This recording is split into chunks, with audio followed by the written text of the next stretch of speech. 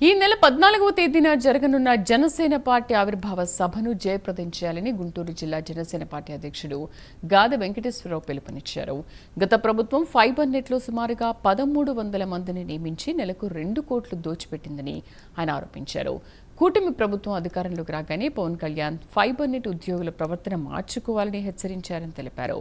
అధికారులు ప్రభుత్వంలో భాగస్వాములయ్యి రాష్ట్ర అభివృద్ధికి పాటుపడాలని గాదె కోరారు. ఏదైతే జనసేన పార్టీ ఒక ఆశయం కోసం ఈ రాష్ట్రంలో ఆవిర్భవించిందో ఆ దిశగానే ఆయన 25 సంవత్సరాల ప్రస్థానం పెట్టుకున్న ఆ దిశలో 10 సంవత్సరాల తర్వాత ఈ రాష్ట్రంలో ఒక మార్పు రావటం, ఆ మార్పు ప్రజలకు మంచి జరిగే విధంగా ముందుకెళ్తున్న తరుణంలో జరుగుతున్నటువంటి సభకి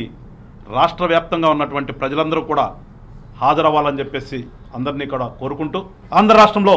ఏర్పడినటువంటి కూటమి ప్రభుత్వంలో పూర్తి స్థాయి బడ్జెట్ని ఏర్పాటు చేసుకుని దాదాపు 3.22 లక్షల కోట్లతో ఒక బడ్జెట్ని ప్రవేశపెట్టుకుని గతంలో జరిగినటువంటి విధ్వంసాలన్నింటినీ కూడా అధిగమిస్తూ ఒక మంచి నిర్మాణాత్మక దిశగా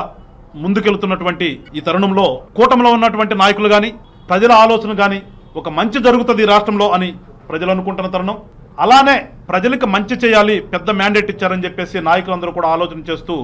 దానికి